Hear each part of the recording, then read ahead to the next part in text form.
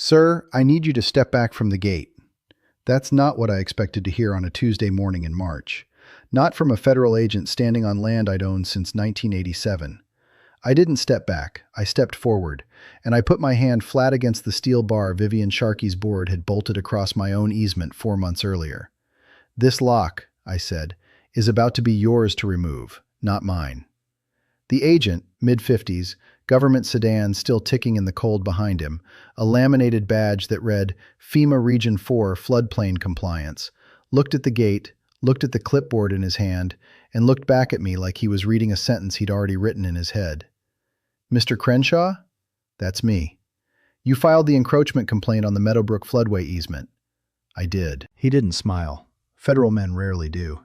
He just clicked his pen, checked something off, and said the sentence that ended 11 months of certified letters, HOA fines, and one very expensive locksmith bill I'd paid out of my own pocket just to prove a point. "Then as of this morning, this gate is a federal violation, and you're the recorded easement holder of record. Every lock on this structure is yours." Behind him, across the frost-hardened grass, I saw the curtains move in the Sharkey house. I didn't wave. I didn't need to. "My name is Walter Crenshaw. I'm 74 years old. For 31 years, I supervised road maintenance and right-of-way enforcement for this county, which meant I spent 3 decades reading easement documents for a living before I ever had to read one to save my own driveway. I bought 4 acres bordering Cedar Hollow Creek in 1987, back when the floodway designation was just a line on a county plat map nobody in Meadowbrook Estates had bothered to look at in 30 years. I built nothing on that easement. I knew better. FEMA doesn't hand out floodway rights so a homeowner can put up a rose trellis. Vivian Sharkey, president of the Meadowbrook Estates Homeowners Association, apparently never read that plat map. Or she read it and decided a federal flood easement was a suggestion. Either way, in October, her board voted 5-0 to install a gated entrance directly across that easement, chain link, keypad, and a padlock the size of my fist to control neighborhood access. What she controlled instead was the only maintained flood response route into a 62-lot floodplain community. It took me 4 months, $200 in certified mail, and one very patient FEMA compliance officer to make sure she understood the difference. But that morning at the gate wasn't where this started. It started the day I got my first violation notice for standing on my own land. Marilyn and I bought the 4 acres on Cedar Hollow Creek in the spring of 1987. $11,000 an acre, which the seller's agent called a steal even then, mostly because half the parcel sat inside a floodway easement recorded by the Army Corps of Engineers back in 1962 and reaffirmed by FEMA when the county updated its flood hazard maps in 1979. Nobody wanted that half. I wanted all 4 acres, easement included, because I already knew what most buyers didn't. By 1987, I'd been working for the county for 9 years, most of it in right-of-way enforcement, reading recorded easements, subdivision plats, and utility corridor grants for a living. I knew a floodway easement wasn't a suggestion or a formality tucked into a deed nobody reads. It was a permanent, recorded restriction that ran with the land, and it existed for exactly one purpose: to keep a channel clear for floodwater and, just as important, to keep an access route open for emergency response when the creek did what creeks eventually do. So when I signed the closing papers, I signed knowing I could never build on that strip, never fence it, never plant so much as a windbreak across it. I didn't mind. Marilyn didn't either. We built our house on the buildable 3 acres, left the 4th exactly as recorded, and for the next 3 decades that easement road sat quiet, gravel-packed, county-graded twice a year, doing nothing but existing, the way most easements do until somebody forgets what they're for. Marilyn used to walk it in the evenings, out past the tree line to where Cedar Hollow bent north, the gravel crunching under her boots long after the sun went down. She still does, some days, though her knees complain about it now. We never talked about the easement much. It wasn't a subject. It was just the edge of our property, marked on the plat, marked in the deed, marked in my own memory from 31 years of reading documents exactly like it for other people's land before I ever needed to defend my own. I retired in 2016.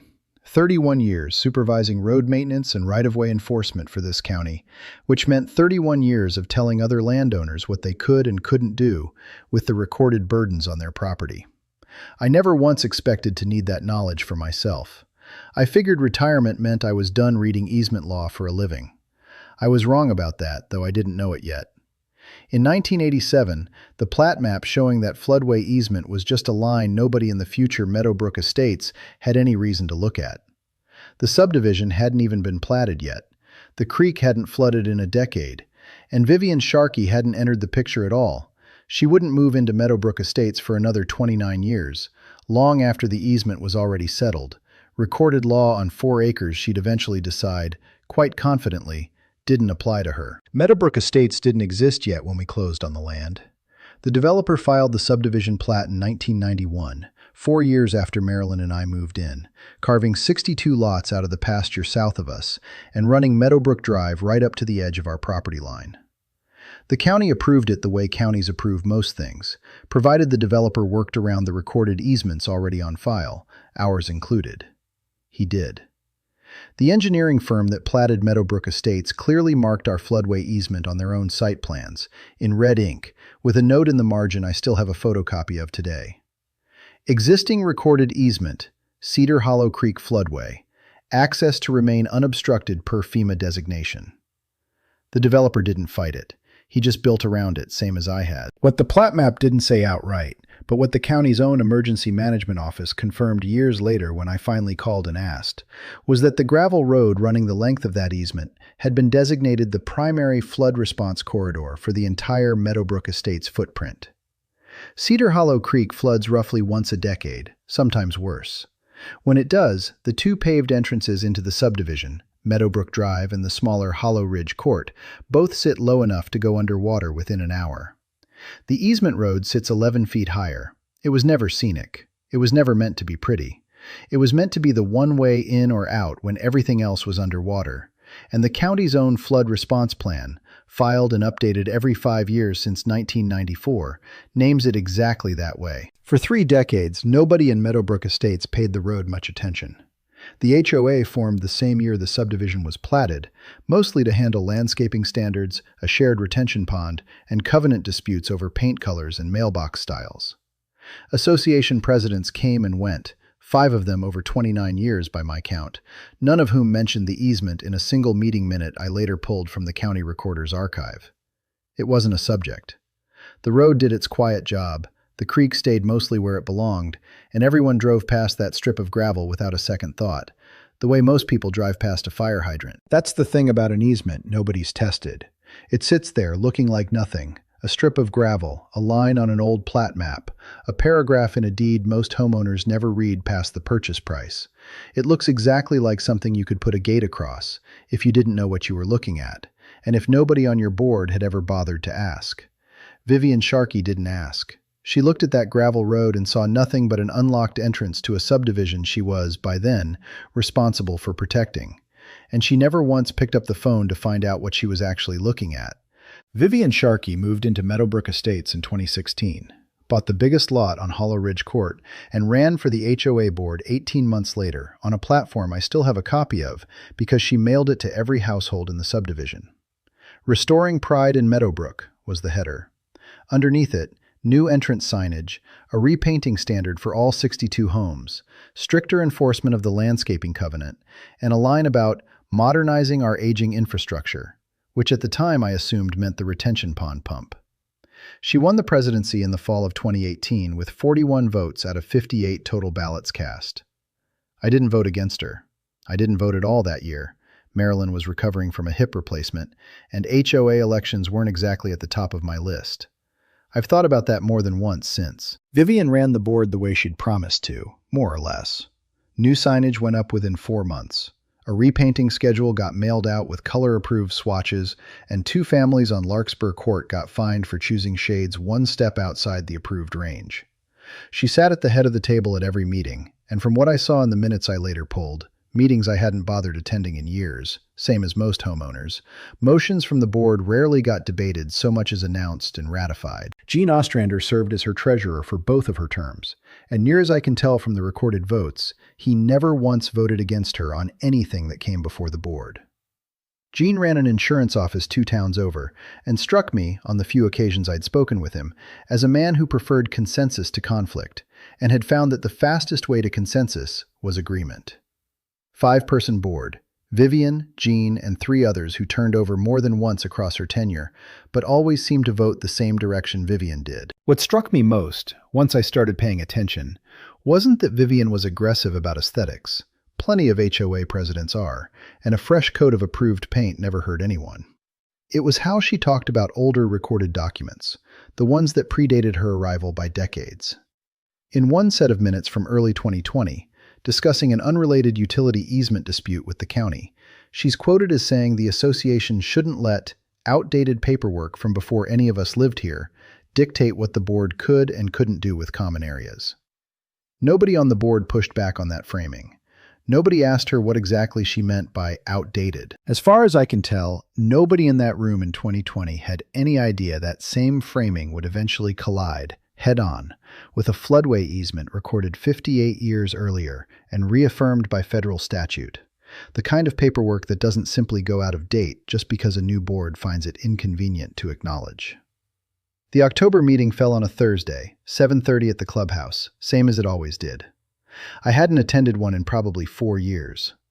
I went that night because Gene Ostrander's mailer had arrived the week before, and buried in the third paragraph, past the paragraph about mailbox posts and the one about the retention pond fountain, was a line item I read twice to make sure I wasn't misreading it. New controlled access entrance gate, Meadowbrook Drive rear approach. Estimated cost $21,080. Funded via special assessment of $340 per household. I knew exactly where the rear approach to Meadowbrook Drive was. I'd been driving past it for 31 years. It was my easement. 22 homeowners showed up that night, out of 62. Vivian sat at the head of the folding table with Jean to her right and the other 3 board members spaced down the side, and she ran through the agenda the way she ran through everything, briskly, like she had somewhere better to be. The gate came up as item 4. She described it as a security enhancement for the rear corridor, said the board had gotten 3 contractor bids over the summer, and named the contractor they'd selected, a fencing company out of the county seat that, I'd learn later, had never once asked to see a recorded plat before pouring a post. I raised my hand before she called for the vote. I told the room, as plainly as I could, that the rear approach wasn't just a corridor. I said the words floodway easement and Army Corps 1962 and watched maybe 4 people in 22 look up from their phones. I said the county's emergency management office had that road listed as the primary flood response route for the entire subdivision, and that I could bring documentation to the next meeting if the board wanted to see it. Vivian thanked me for my input. That was the phrase, thanked me for my input. And then she moved directly to the motion, seconded by Jean before I'd fully sat back down. 5 votes in favor, none opposed. The 3 other board members raised their hands without a word, the way people do when the outcome was decided before they walked in. The minutes, which I pulled from the recorder's office 3 weeks later, list my objection in a single sentence. Homeowner Crenshaw raised a concern regarding a possible easement on the proposed gate site. Board noted the concern and proceeded with the vote. No mention of the Army Corps, no mention of FEMA, no mention that I'd offered documentation, just noted the concern, the way you'd note that somebody thought the paint color was a shade too dark. The special assessment invoices went out the second week of November, $340 due by January 1st, mine included, addressed to the man who just told them, on the record, that they were about to fence off a federally protected flood corridor. I paid it. I wasn't going to give Vivian Sharkey a delinquent dues violation to distract from the one that actually mattered. Then I sat down at my kitchen table with Marilyn's reading glasses, because I couldn't find my own, and started pulling every document I had on that easement. The fencing crew showed up on a Monday in mid-November, 2 trucks and a post hole auger, and had the first 6 posts set by lunch. I watched from my own porch, coffee going cold in my hand, as they measured off a line that ran maybe 8 feet inside my recorded boundary, close enough that whoever staked it either hadn't checked the plat or hadn't cared to. I didn't go out and stop them. 31 years in right-of-way enforcement teaches you that much, at least. You don't argue with a man holding an auger. You argue with the person who hired him. That afternoon, I drove to the county recorder's office and pulled a certified copy of the easement instrument, the original 1962 Army Corps recording, along with the 1979 FEMA reaffirmation, both bearing their book and page numbers, both stamped and legible 60 years later. I had them notarized the following morning and mailed a certified letter to the HOA's registered agent, return receipt requested, citing the recording number by book and page, quoting the exact language of the restriction, and requesting that construction halt pending the board's review of the attached documents. The receipt came back 9 days later, signed by Gene Ostrander. The board's response arrived 2 weeks after that, printed on the same letterhead as every fine notice I'd get from them over the following months. 3 paragraphs long, unsigned by any individual, just the Board of Directors, Meadowbrook Estates Homeowners Association. It thanked me for bringing my concerns to their attention. It stated that the board had reviewed the matter and determined the gate installation fell within the association's authority under Article 7 of the governing covenants, which addressed common area improvements for the benefit and security of the membership. It made no reference to the recording number I'd cited. It made no reference to the Army Corps or FEMA at all. It closed by noting that construction would proceed as approved by the October vote. I read that letter twice, then a third time, looking for anything that suggested somebody on that board had actually opened the documents I'd sent. There wasn't anything. Article 7 covered paint colors and fence heights on individual lots. It said nothing about federally recorded floodway easements, because it couldn't. No HOA covenant, however broadly worded, has the authority to override a restriction recorded by the Army Corps of Engineers and reaffirmed under federal flood hazard mapping. That's not a matter of interpretation. It's a matter of which government body outranks which, and a 5-person residential board doesn't outrank either one. By the first week of December, the fence line ran the full width of the easement.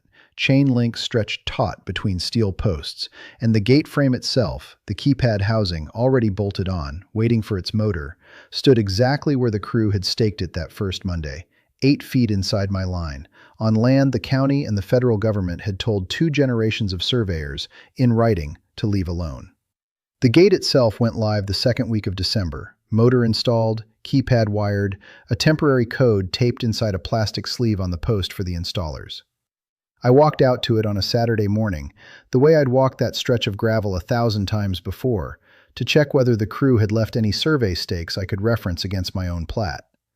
I was standing maybe 4 feet from the gate, on my side of the boundary, when I noticed the small black housing bolted above the keypad. A camera. 11 days later, an envelope showed up in my mailbox from Meadowbrook Estates HOA Management, the third-party company Vivian's board used for fine processing. Violation notice, dated, numbered, citing a still photograph time-stamped that Saturday morning, and a fine of $150 for unauthorized approach to a controlled access common area structure. I sat with that letter longer than I probably needed to, not because I was worried about the money, because I wanted to be precise about what had just happened, the same way I'd have wanted precision from anybody I'd once cited in 31 years of enforcement work. They had photographed me standing on land I owned, approaching a structure that had no legal right to exist on that land in the first place, and fined me for it. Here's what a recorded floodway easement actually does, and what it doesn't, because I spent that afternoon rereading my own deed to make sure I still had it straight after 4 decades. An easement doesn't transfer ownership. I still owned that strip of ground, same as I owned the rest of my 4 acres. My name was on the deed, I paid the property taxes on it, and no HOA covenant changed that. What the easement did was attach a permanent restriction to that ownership. I couldn't build on it, couldn't obstruct it, couldn't do anything that interfered with its function as a flood channel and emergency access corridor. The restriction ran against me, the landowner, and against anyone who came after me. It didn't grant the HOA any authority over that land at all. An easement recorded by the Army Corps of Engineers and reaffirmed by FEMA is a federal instrument, and the rights and restrictions it creates belong to the parties named in it, the landowner and the government body holding the easement for its stated public purpose. A homeowners association isn't a party to that instrument. It never was.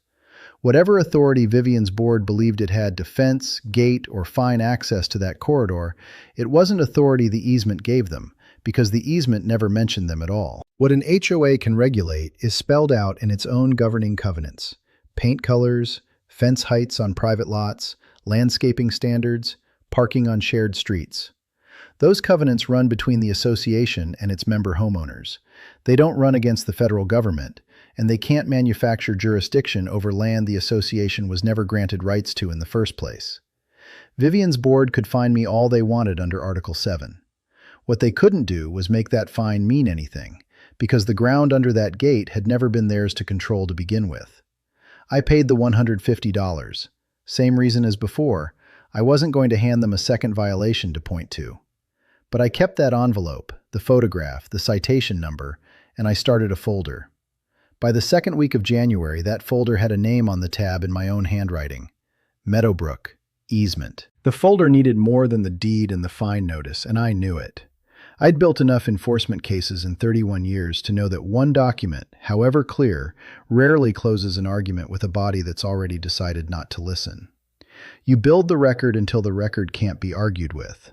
So the second week of January, I started making calls. The first was to the county planning department, where a records clerk I'd worked alongside for 2 decades before retiring, Sandra, still there, still patient with people like me, pulled the current floodway map for Cedar Hollow Creek and mailed me a certified copy. It showed exactly what the 1979 designation had shown.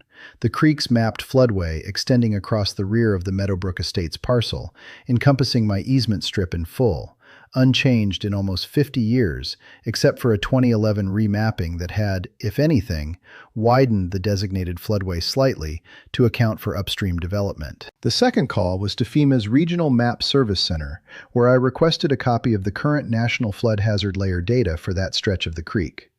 It arrived by mail 10 days later, a printed panel excerpt with my property and the easement clearly falling inside Zone AE, a federally designated regulatory floodway.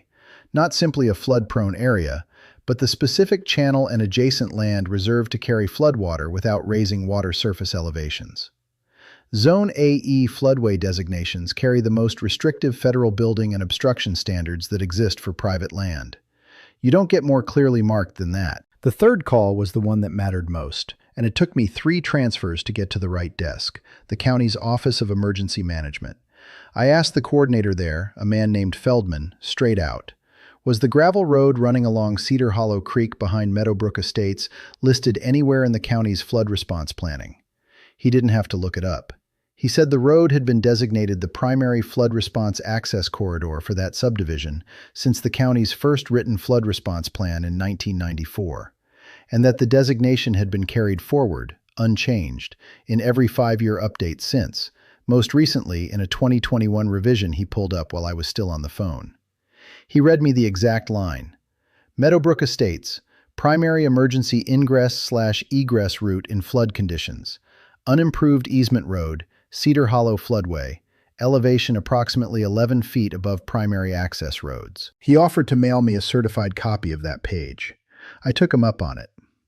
What all 3 documents confirmed, together, was the same hierarchy I'd spent 3 decades enforcing from the other side of the desk. An HOA's authority comes from its own governing covenants and from state law governing homeowners associations. That real authority, but authority that exists entirely within the boundaries those sources define, and neither source can reach past state law into federal jurisdiction. A floodway easement recorded by the Army Corps of Engineers and reaffirmed under FEMA's National Flood Insurance Program sits above that entirely. It's not a matter of one document being older or more impressive than another. It's a matter of which level of government has the constitutional and statutory authority to regulate floodplain management and interstate waterway flow. A HOA board, however sincere, doesn't have standing to override a federal floodway designation, any more than a homeowners association could override a federal aviation easement or a federal highway right-of-way. County emergency access designations sit in the same tier, layered on top of the federal restriction, not competing with it. When Vivian's board voted to gate that road, they weren't just ignoring an inconvenient old paper. They were attempting to exercise authority that had never belonged to any HOA in the history of the country, over land that 3 separate government bodies, Army Corps, FEMA, and the county's own Emergency Management Office, had independently and consistently recognized as reserved for exactly the purpose I'd been telling them about since October. I laid all 3 documents out on the kitchen table that night, next to the deed and the fine notice, and Marilyn came in from the other room and stood looking at the spread for a long moment before she said anything. "You're going to send this to somebody who can actually do something with it," she said. It wasn't a question. "I am," I told her. I just have to figure out who that is first. It didn't take long to figure out. FEMA takes floodway obstruction complaints directly. The January meeting fell on the second Thursday of the month. Same clubhouse, same folding table. I brought 3 copies of everything: the recorded easement instrument, the county floodway map, the FEMA National Flood Hazard Layer Panel, and Feldman's Emergency Access Designation page, bound with a binder clip. 1 copy for the board, 1 for the file, 1 for myself. 26 homeowners showed up that night, 4 more than October, which told me word had gotten around about the fine. I asked to be added to the agenda under new business, and Vivian, to her credit, added me without argument. When my turn came, I stood, passed the packet down the table, and laid it out the same way I'd have laid it out for a county supervisor 30 years earlier. Plainly, in order, no editorializing.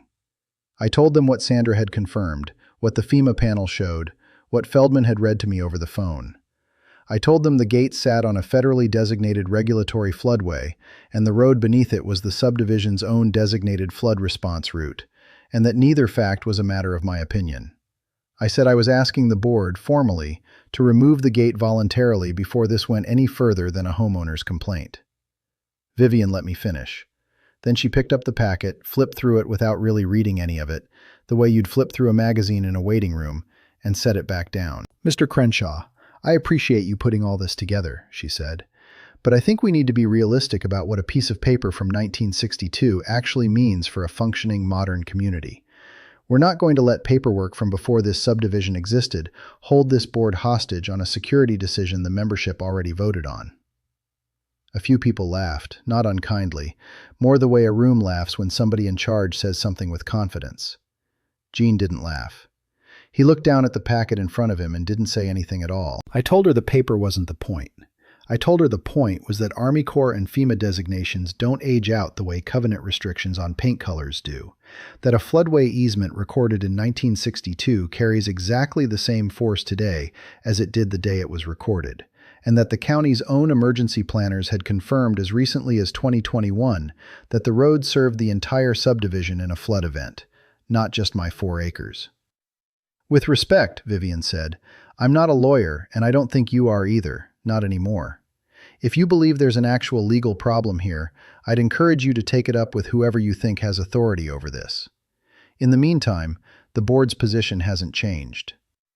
She called for the motion to reaffirm the October decision and keep the gate in place. 5 in favor, none opposed. Same as October, down to the silence from the 3 members who hadn't said a word all night. Then, before moving to the next item, she added one more thing, almost as an afterthought, reading from a note Gene had apparently passed her. "Given the homeowner's continued approach to the gate structure despite a prior violation, and given tonight's use of board meeting time to relitigate a settled decision, the board was increasing the outstanding fine to $300, effective immediately." Nobody in that room objected. I didn't either, not out loud. I gathered my 2 remaining copies of the packet, thanked the board for their time in the same flat tone she'd used thanking me for mine, and drove home with the 3rd copy already sealed in an envelope on the passenger seat, addressed to the FEMA Regional Compliance Office, ready to go out in the morning mail. The FEMA complaint went out registered mail the last week of January, the same packet I'd handed the board, plus a formal cover letter identifying myself as the affected landowner and citing the specific recording numbers for the 1962 and 1979 instruments. I didn't hear anything for 3 weeks. Then a case number arrived by mail, followed 6 days later by a phone call from a regional floodplain management specialist who asked me a series of careful questions about the gate's exact dimensions, its distance from my property corners, and whether it obstructed vehicle passage entirely or only partially. I answered what I could and mailed him photographs for the rest. He told me, in that first call, that a complaint like mine typically resulted in a compliance review, but that scheduling an actual site inspection depended on regional caseload, and he couldn't promise a date. February passed, then most of March. I'd nearly convinced myself the file had settled somewhere in a queue, the way certified letters sometimes do, when a second call came on a Thursday afternoon confirming an inspector would be out the following Tuesday morning, and asking whether I'd be available to meet him at the site. I was available. I'd been available since November. Tuesday came in hard that year, a late-season cold snap that put frost across the grass in a way we usually don't see past the first week of March. I was up before 6, standing at my kitchen window with coffee I didn't drink, watching the light come up gray over the tree line, and I walked out to the gate a little before 8:30 because I didn't want to be late for a meeting I'd spent 4 months trying to arrange. The sedan came down Meadowbrook Drive at 8:40, government plates, engine still ticking as it settled into park on the gravel shoulder across from the gate. The man who got out was mid-50s, gray at the temples, wearing a jacket too thin for the cold, and a laminated badge clipped to his breast pocket that read, FEMA Region 4, Floodplain Compliance. He carried a clipboard in one hand and a folded set of what I recognized, even from a distance, as site maps. He introduced himself as Agent Devereaux, confirmed my name, and told me he'd reviewed my file on the drive down from the regional office. He didn't say much else at first. He walked the fence line slowly, clipboard against his forearm, comparing what he saw against the maps he'd brought, and I stood back and let him work, the way I'd have wanted any landowner to let a compliance officer work when I was the one holding the clipboard.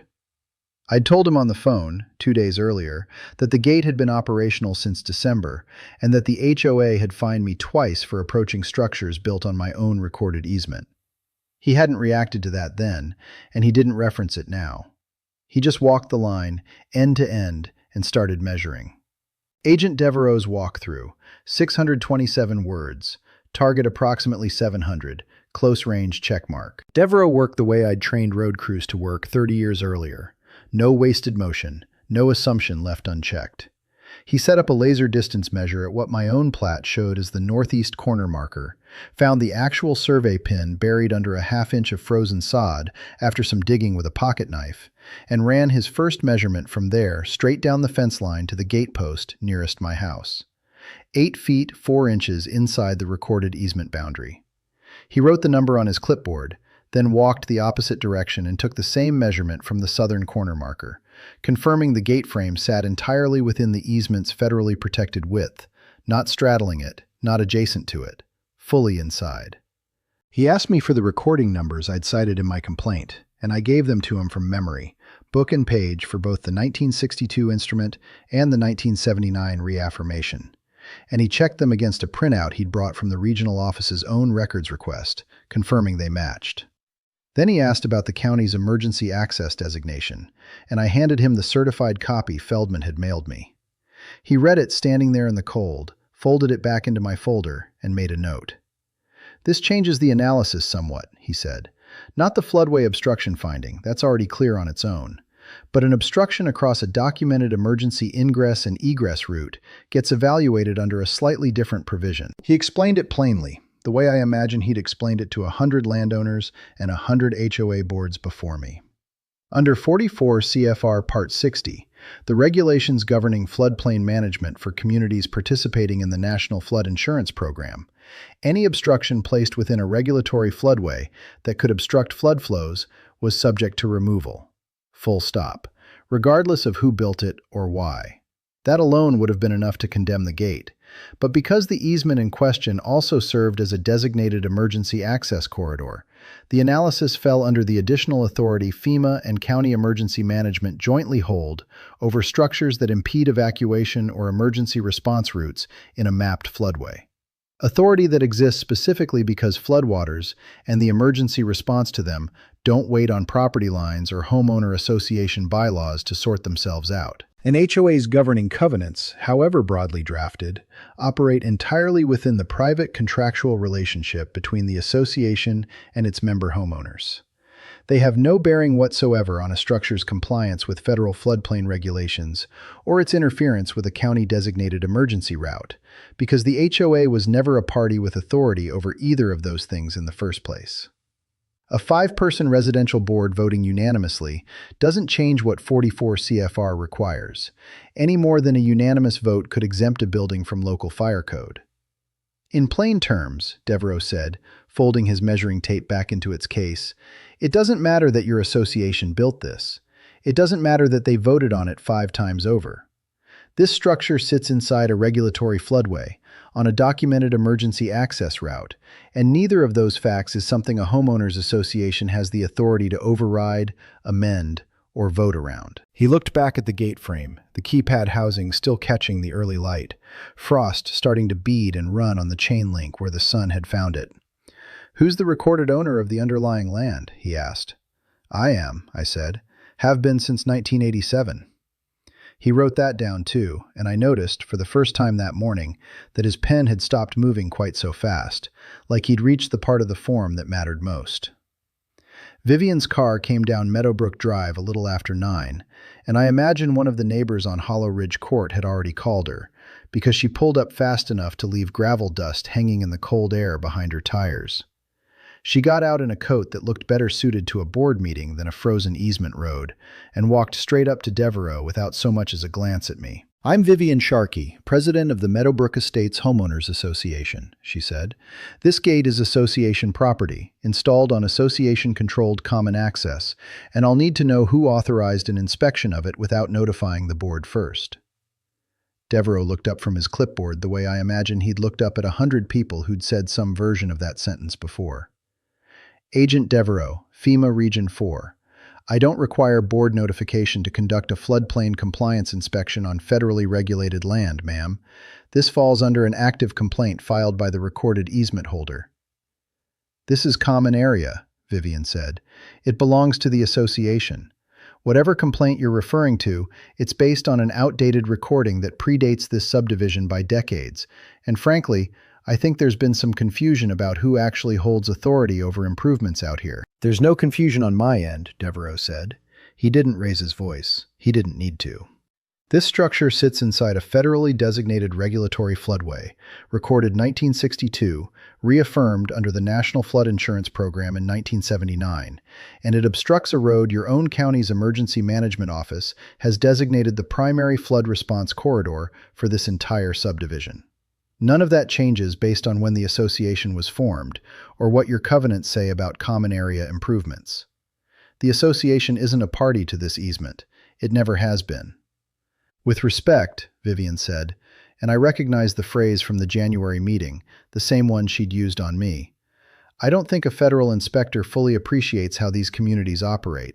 The board voted on this, unanimously, 5-0, twice." "I understand the board voted," Devereaux said.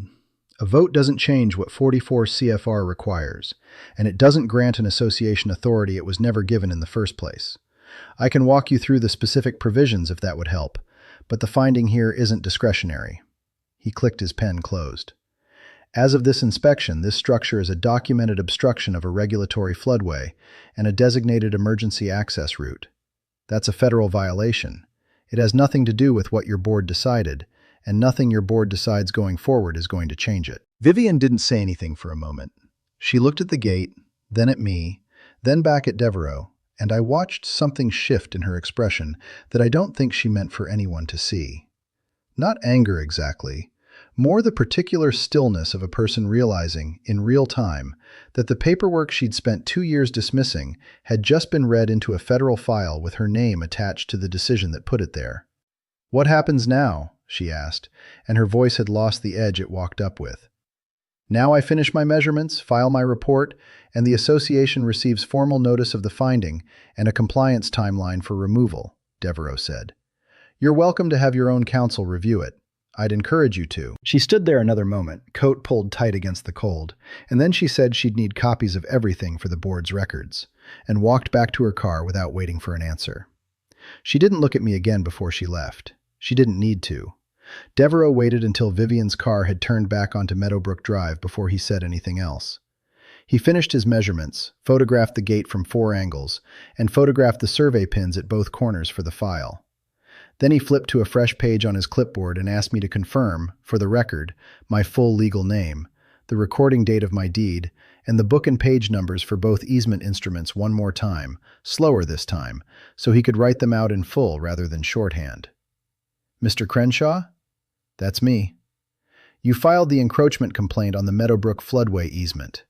"I did." He clicked his pen, checked something off his clipboard, and told me what he'd told Vivian, but aimed at me this time, plainly, the way a man delivers a finding he's already certain of. The gate constituted a documented violation of 44 CFR floodplain obstruction standards and an unauthorized encroachment on a designated emergency access route. The association would receive formal written notice within 5 business days, along with a compliance deadline for removal of the structure. Pending that removal, and given that I was the sole recorded owner of the underlying land with no HOA easement or access rights ever granted over it, operational control of the gate, the physical structure standing on my own property, reverted to me as the landowner, effective immediately. Practically speaking, he said, that means the access mechanism is yours. The keypad, the lock, whatever code or key controls that gate, that's not the association's to hold anymore. It's yours, same as the ground it's sitting on always was. Then as of this morning, he said, this gate is a federal violation, and you're the recorded easement holder of record. Every lock on this structure is yours. I stood there a moment longer than I probably needed to, looking at that keypad housing, the frost melting off the chain link in patches where the sun had finally cleared the tree line. 4 months of certified letters, 2 fines I'd paid without argument, 1 very expensive locksmith bill from back in December, when I'd first tried and failed to get anyone on that board to open the temporary code for me. And now, a federal officer standing on my own land, telling me the lock I'd been fined for standing near belonged to me. I'll need the temporary code changed today, Devereaux said, or the mechanism physically disabled until the association complies with removal. Either is fine on my end. That part's yours to decide. I told him I already knew a locksmith. Behind him, across the frost-hardened grass, I saw the curtains move in the Sharkey house one more time. I didn't wave. I didn't need to. I just reached out and put my hand flat against the steel bar, the same one I'd put my hand against every day for 4 months without being allowed to touch it. And this time, nobody told me to step back. The formal notice arrived at the HOA's registered agent 5 business days later, exactly as Devereaux had said it would, and a copy landed in my own mailbox the same week, since I was named as the complainant of record. It ran 4 pages, printed on FEMA Region 4 letterhead, and read nothing like the letters I'd been getting from the board all winter. It didn't thank anyone for their input. It cited the recording numbers I'd handed over that morning, the 44 CFR provisions Devereaux had walked me through at the gate, and the county's own emergency access designation, all laid out in the flat, numbered format of a document that expected to be complied with rather than debated. The notice gave the association 90 days to remove the gate structure in its entirety, fence panels, posts, keypad housing, and the concrete footings beneath them, and to restore the easement to a condition that didn't obstruct floodway function or emergency vehicle passage. It required written confirmation of removal to be filed with the regional office, along with photographic documentation. It noted that failure to comply within the 90-day window could result in referral for further enforcement action, and it noted, in a single line near the bottom that I read more than once, that the recorded easement holder's outstanding fines, both the $150 and the $300 assessed for approaching a structure unlawfully sited on his own property, were to be voided and, if collected, refunded in full. I got a call from the HOA's management company 9 days after that, a woman I'd never spoken with before, informing me in a flat, careful voice that both fines had been reversed and a refund check for $450 would be mailed within the billing cycle. She didn't apologize. I didn't ask her to. It wasn't that kind of conversation, and I didn't need it to be. The check arrived 12 days later, and I deposited it the same as I would have deposited any other refund. No ceremony to it, just a number correcting itself back to where it should have been 4 months earlier. The gate itself came down on a Saturday in late May. The same fencing crew that had put it up, working in reverse this time. Posts pulled, chain link rolled, the concrete footings jackhammered out and hauled off in the same trucks that had delivered them the previous November. I watched most of it from my porch, same as I'd watched the beginning, coffee going cold in the same hand. Nobody from the board came out to supervise the teardown. I didn't expect them to. By the second week of June, the crew had graded the gravel back level and reseeded the disturbed strip along both shoulders, and the compliance photographs went out to the regional office under the association's own letterhead, the case closed with the same procedural quiet it had opened with 11 months earlier, no triumph stated anywhere in the paperwork, because the paperwork had never needed one. It had simply, finally, been read. I didn't attend another board meeting after the January confrontation, and I didn't need to.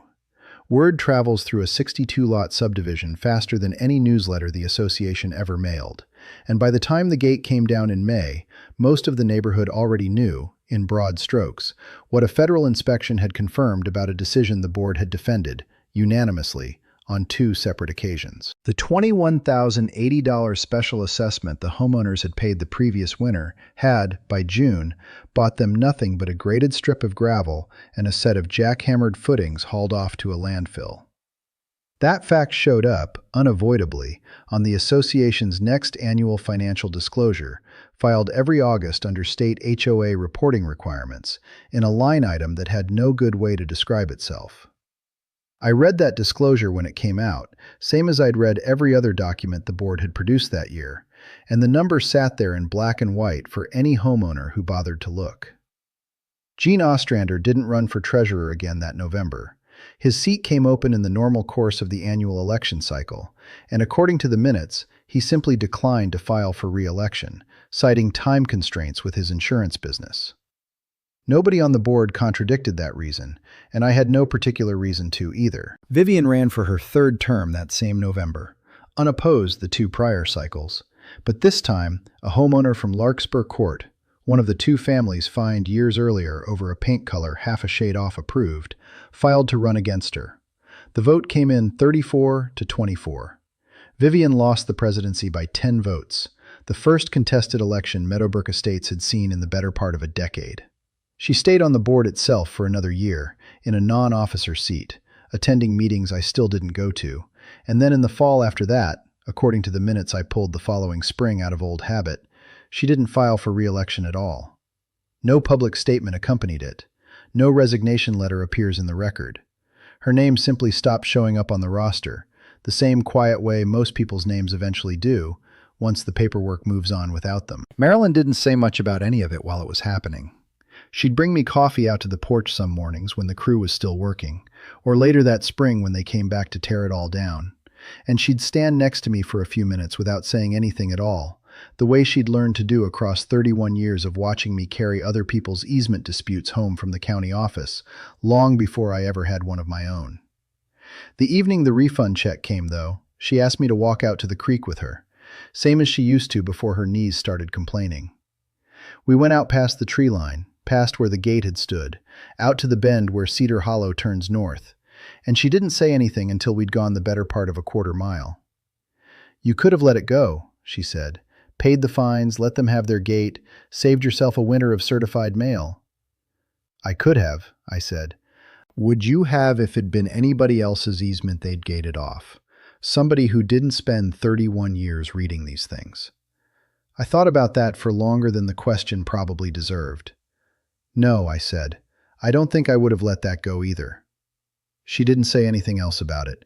She just took my hand the way she had on that same stretch of gravel, more evenings than I could count over 4 decades, and we walked the rest of the way to the bend and back in the kind of quiet that doesn't need filling, the frost long gone from the grass by then, the road under our feet finally just a road again.